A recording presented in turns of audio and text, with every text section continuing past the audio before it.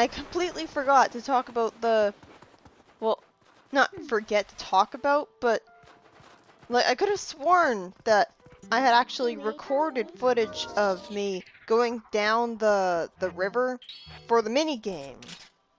Like the mini game where you would use bomb arrows on glass spears and they would shatter, and unfortunately the canoe hit a wall, which is pretty much inevitable with the annoying current sending you places you don't want to go. Yeah, that minigame is cheap. But you get a good reward for beating it. But I didn't beat it in my playthrough. I think it was a piece of heart. I know it wasn't a bomb bag because you already got one.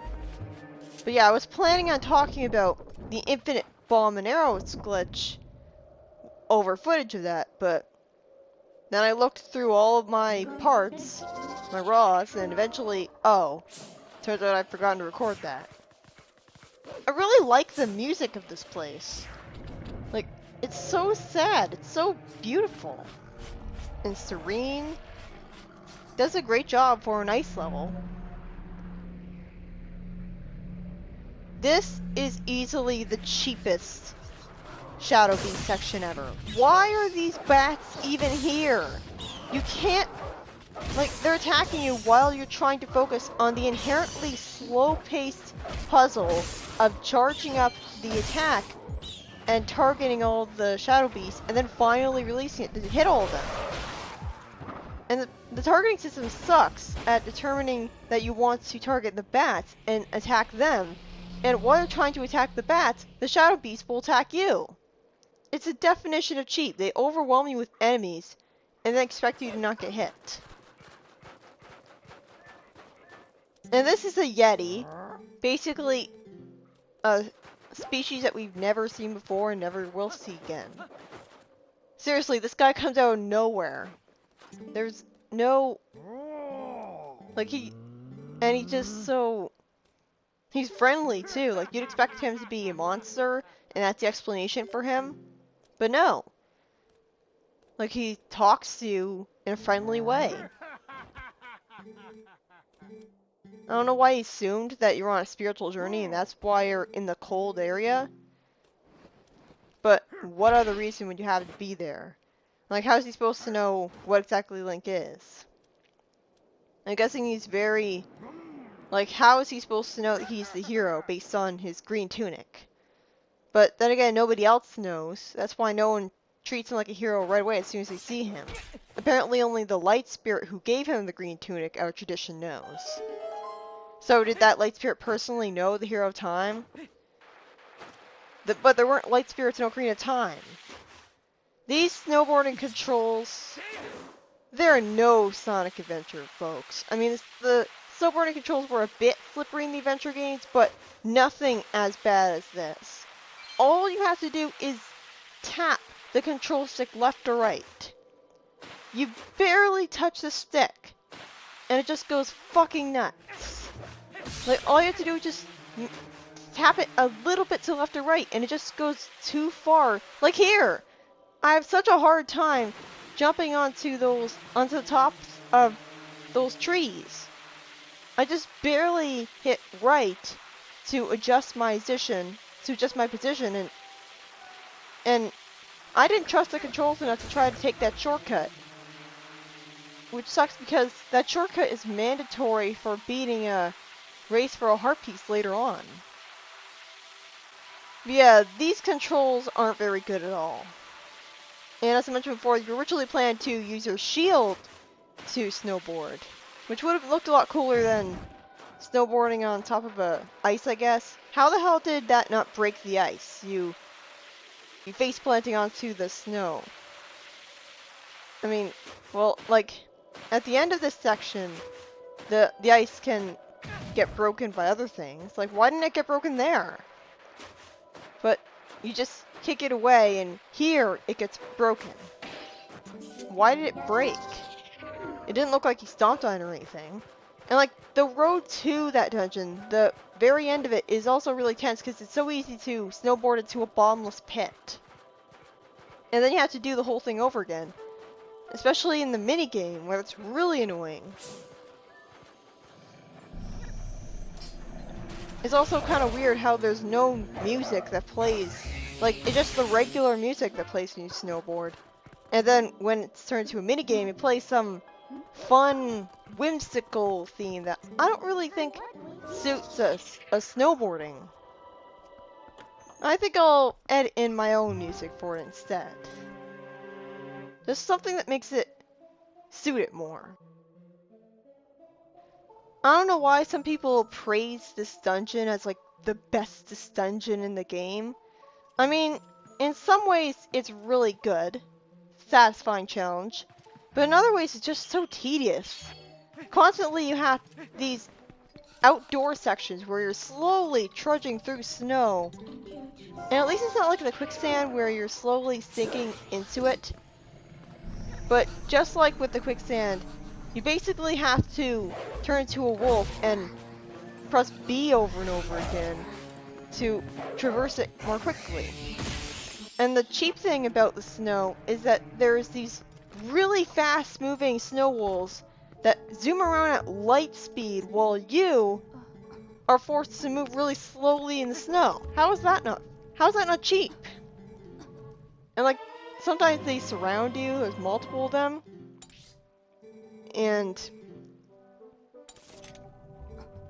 But yeah, this is Yetta, the Yeti's wife, who looks strangely human in her face. It kind of looks like she's just a weird-looking human wearing a Yeti coat that somehow, like why wouldn't it have any arms for her? How is she able to function in life if she doesn't have any arms? Like that must be a really sad life for her, but she seems to be enjoying herself, which is good. It's just kind of weird.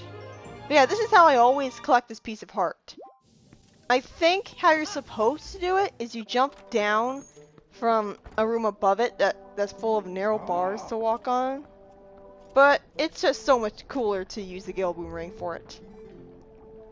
Like, a lot of the times I would try to get shortcuts with the Gale Boomerang in this playthrough and I would fail.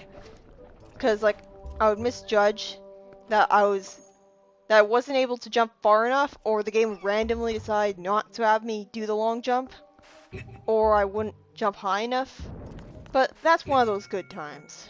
Fuck this ice block puzzle. It's okay now, but it gets worse. Much worse. There's a reason I'm going to be doing a lot of editing for this. And guess what?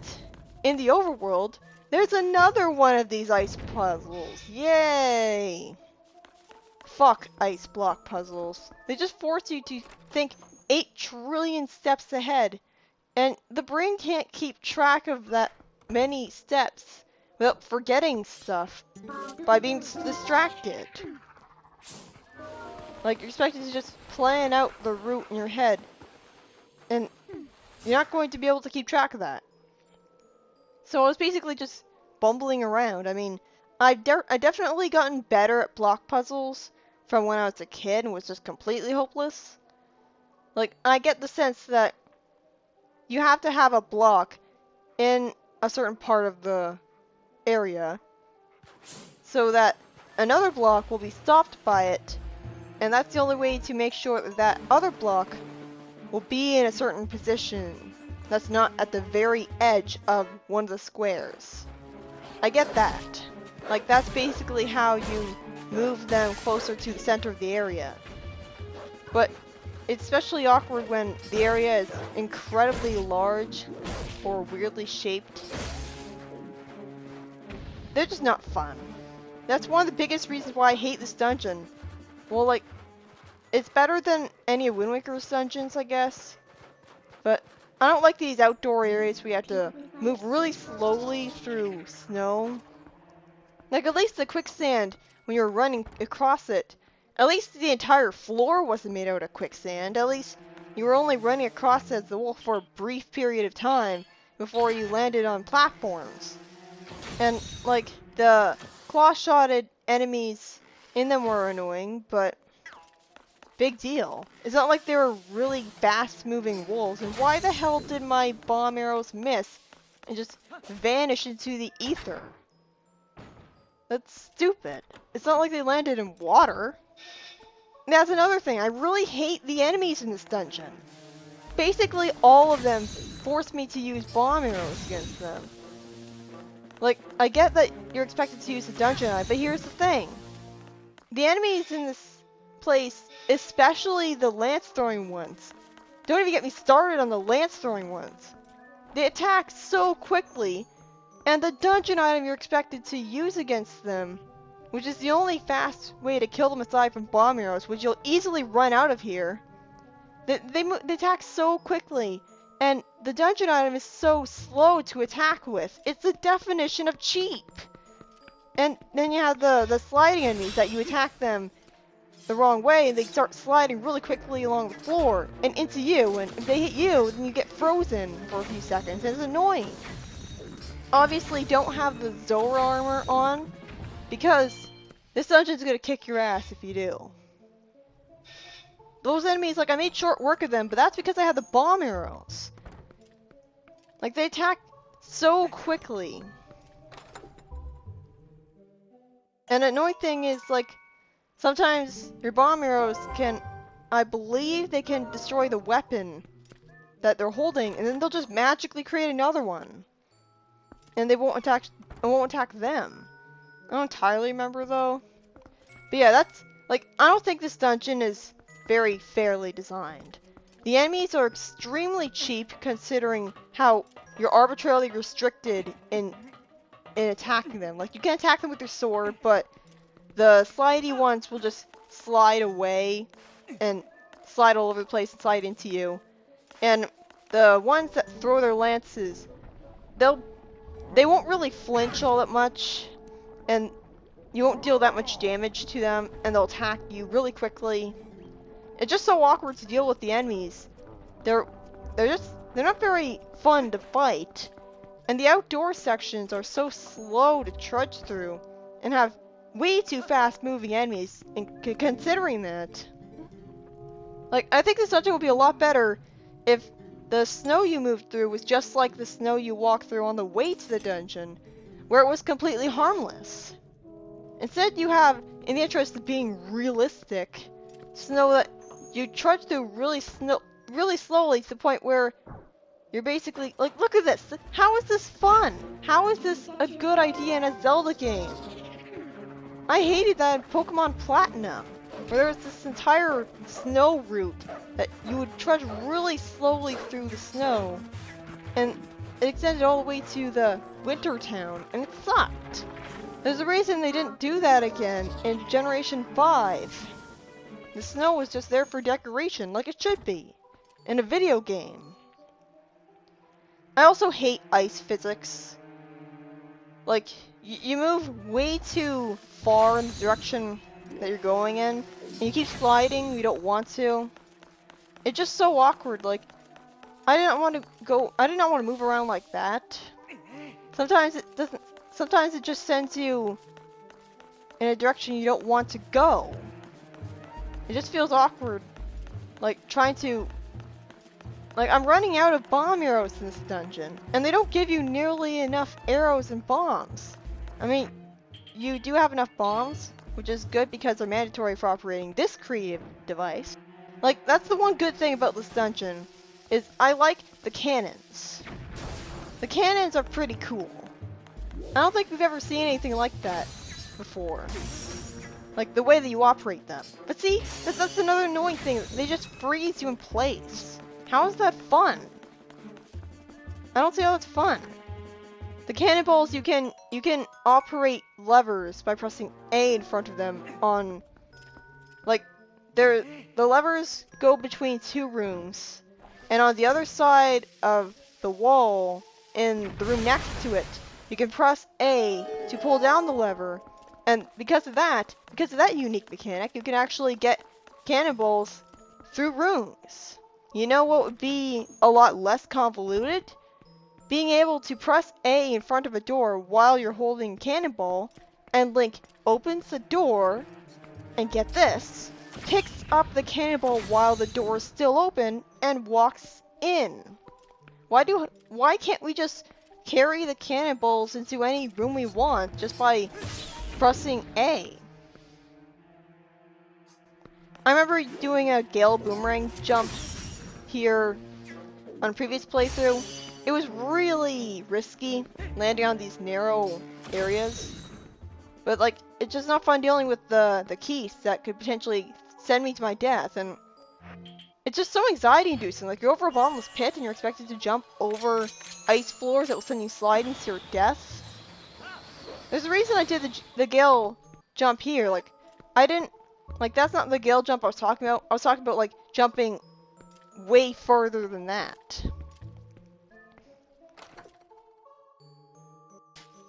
But yeah, the infinite bombs and arrows glitch is basically, yeah, it can also, yeah, like, here's the problem. How was I supposed to know that I had to dig here? And why do you have to dig multiple times to get that chest?